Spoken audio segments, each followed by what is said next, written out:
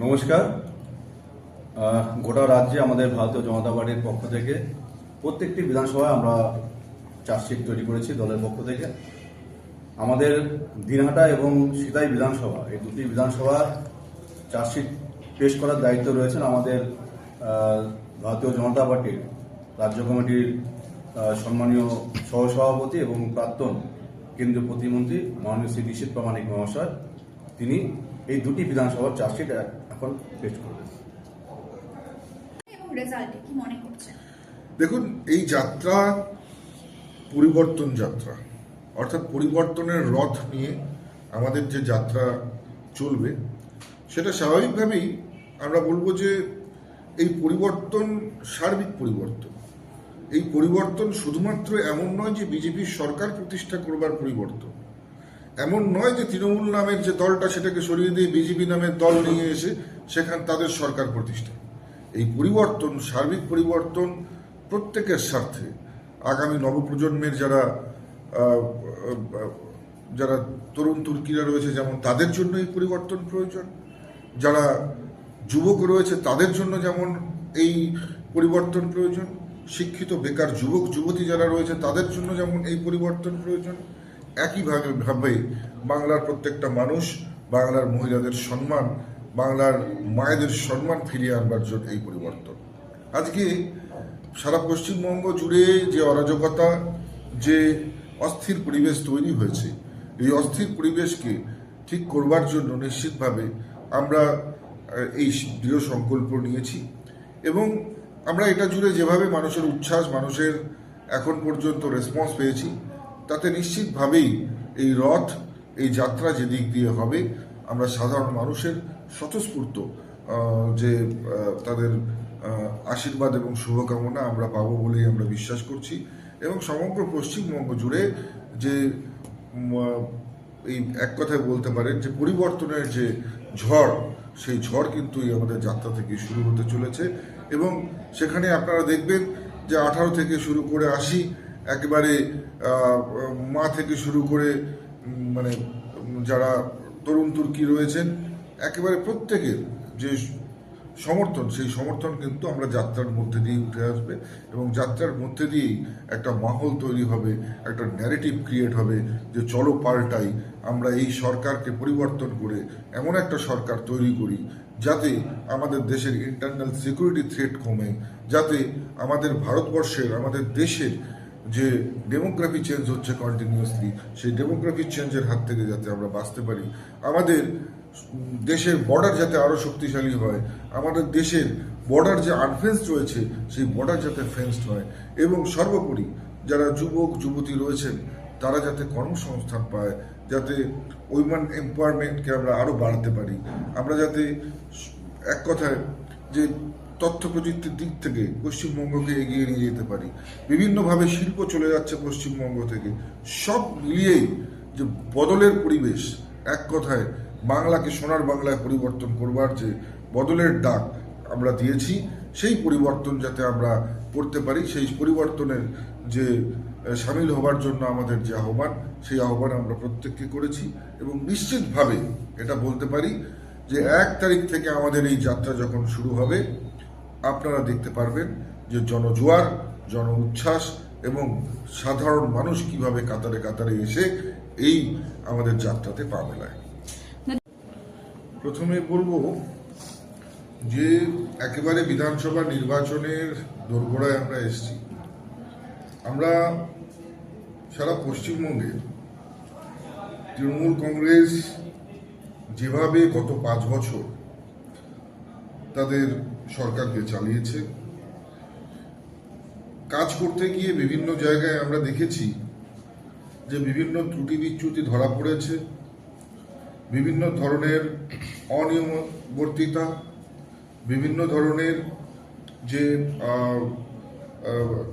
বেশ কিছু যে ত্রুটি ধরা পড়েছে, সেটার উপর নির্ভর করে আমরা কিছু বিন্দু তৈরি করেছি, রাজ্য থেকে কিছু করে পাঠানো হয়েছে, সেগুলো আপনাদের সম্বন্ধে উল্লেখ করছি।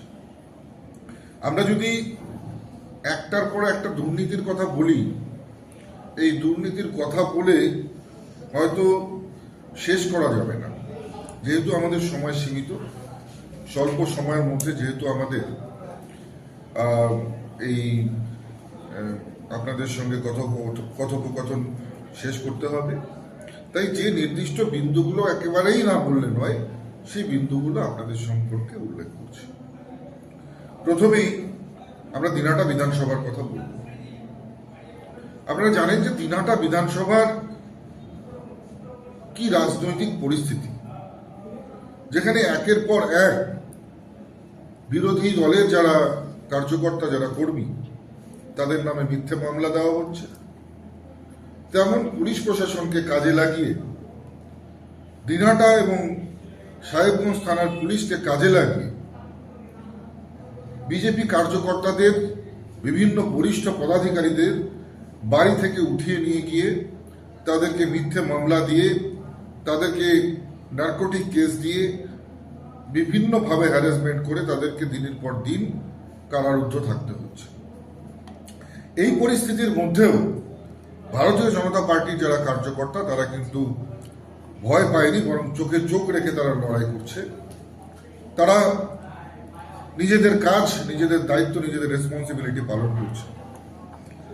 এই পরিস্থিতিতে যে বিষয়গুলো আমাদেরকে উল্লেখ না করলেই নয় আপনাদের সামনে, প্রথমেই বলবো, প্রধানমন্ত্রী আবাস যোজনায় যে অসহায় গরিব মানুষ, তাদের থেকে 18 থেকে 20,000 টাকা করে তোলা আদায় করে এই তৃণমূল কংগ্রেসের পরিচালিত পৌরসভা। আপনারা খুব ভালো করেই জানেন, হাইকোর্টে এই মামলা চলছে, এই মামলা বিচারাধীন। কিন্তু নিশ্চিতভাবে আমরা আশাবাদী যে এর গরিব মানুষের যারা টাকা তছরূপ করেছে, তাদের উচিত সাজা নিশ্চিতভাবে হবে। আমরা সেই ব্যাপারে নিশ্চিত, এবং আমরাও এর শেষ দেখে ছাড়বো। আমরা লড়াইয়ের মাঠ ছাড়বো না, আমরা কিন্তু আইনি লড়াইটা শেষ পর্যন্ত দেখে নেব। কিছুদিন আগেই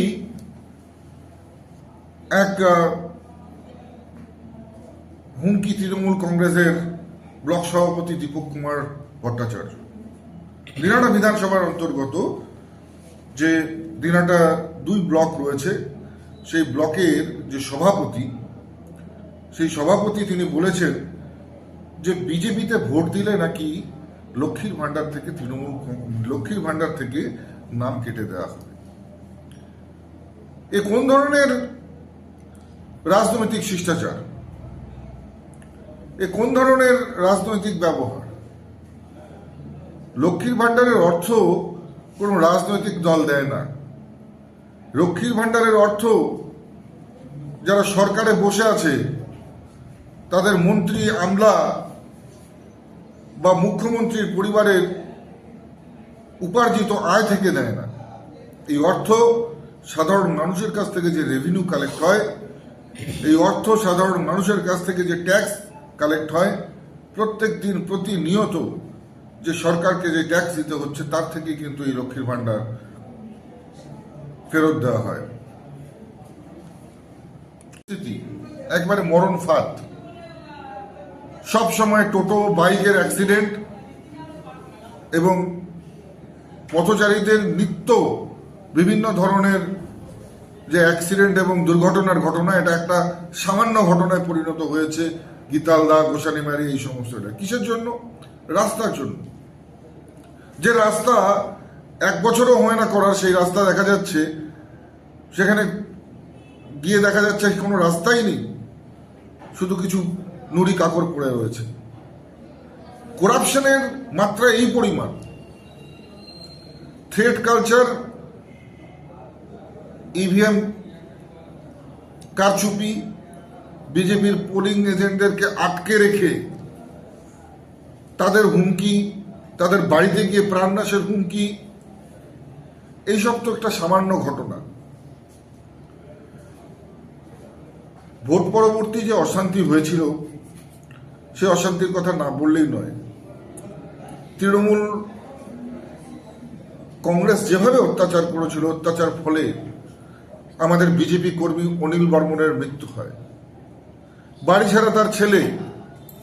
অন্যদিকে এই ঘটনাকে আত্মহত্যা বলে চালানোর দাবি জগদীশ বর্মা বসুনিয়ার। মৃত বিজেপি কর্মীর পরিবারের সঙ্গে দেখা করতে গেলে আমরা যখন দেখা করতে গিয়েছিলাম, আমার মনে আছে আমি ছিলাম, অজয়রা ছিল, বিভিন্ন আপনারা সাংবাদিকরা ছিলেন, সেখানে কিভাবে বাধার মুখে আমাদেরকে পড়তে হয়েছিল সেটা আপনারা দেখেছেন। অথচ পুলিশ ঠুঠো জগন্নাথ কি দিনাটা কি সীতাই কি শীতলকুচি সব ক্ষেত্রেই পুলিশ ঠুঠো জগন্নাথে পরিণত হয়েছে এবং বলা যায় যে তৃণমূলের একটা বি টিম এই পুলিশ প্রশাসন। আজকে সীতাই এমন একটা বিধানসভা যেখানে তৃণমূল কংগ্রেসের বিধায়িকা রয়েছেন, তৃণমূল কংগ্রেসের সাংসদ রয়েছেন, অথচ কুচবিহার জেলার মধ্যে সবচাইতে আনডেভেলপড, সবচাইতে একেবারে পিছিয়ে পড়া যদি কোনো বিধানসভা হয় সেটা সেটাই বিধানসভা।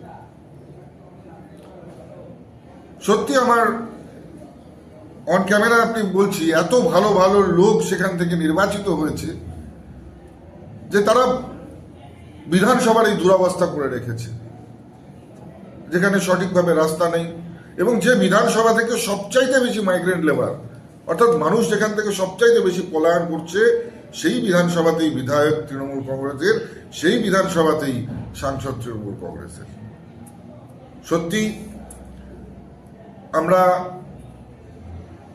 মানুষের রায়ে আশাবাদী এবং এবারের যে 2026-এর নির্বাচন হবে নিশ্চিতভাবে আমরা আশাবাদী যে মানুষ দুহাত ভরে আমাদেরকে আশীর্বাদ করবে। এবং রথযাত্রা শুরু হচ্ছে, কবে থেকে সেই রথযাত্রা শুরু হবে এবং প্রধানমন্ত্রী কবে আসছে? দেখুন, আমরা এখন পর্যন্ত আমাদের সম্মানীয় রাজ্য সভাপতি শ্রমিক ভট্টাচার্য উনি প্রেস মিট করে বলেছেন আমাদের কি কার্যক্রম রয়েছে রাজ্য এবং মাননীয় প্রধানমন্ত্রীজি যে ব্রিগেডের অর্থাৎ কলকাতার প্রোগ্রাম শেষ হয়ে যাওয়ার পরে ব্রিগেডের মূল সমাবেশে তিনি আসছেন সে বিষয়ে তিনি অবগত করেছেন। এর বাইরে প্রধানমন্ত্রীজির এখন পর্যন্ত কোনো শিডিউল হয়নি, যদি হয় নিশ্চিতভাবে আমরা জানাবো। তবে কুচবিহারেতে আমরা প্রথম দিনের যে অর্থাৎ পশ্চিমবঙ্গের যে প্রথম যাত্রা, সেই যাত্রা কুচবিহার থেকে শুরু হতে চলেছে আগামী 1 তারিখে। 1 তারিখ থেকে শুরু হতে চলেছে আমাদের কুচবিহার থেকে শুরু হয়ে এই যাত্রা একেবারে বলতে পারেন যে শিলিগুড়িতে গিয়ে শেষ হবে এবং তারপরে আমাদের সমস্ত যে যাত্রাগুলো শেষ হয়ে গেলেই আমরা কিন্তু ব্রিগেডের যে আমাদের মূল জনসমাবেশ সেটা করব এবং আমরা এই 1 তারিখ থেকে যে আমাদের যাত্রা শুরু হবে, যাত্রার পথ, যাত্রার কোন দিক দিয়ে যাবে, নিশ্চিতভাবে সেগুলো আপনাদেরকে আগেই আপডেট আমরা করে দেবো। এখনও সেগুলো আমাদের রেকি করা হচ্ছে এবং তাছাড়াও নিশ্চিতভাবে প্রশাসনের পারমিশনের ব্যাপার রয়েছে, সেগুলো হয়ে গেলে পরেই আমরা আপনাদেরকে নির্দিষ্ট কোন কোন পথ দিয়ে আমাদের রথযাত্রা চলবে বা যাবে সেই রথ সেটা আপনাদেরকে অবগত করা হবে। এই যে বিজেপির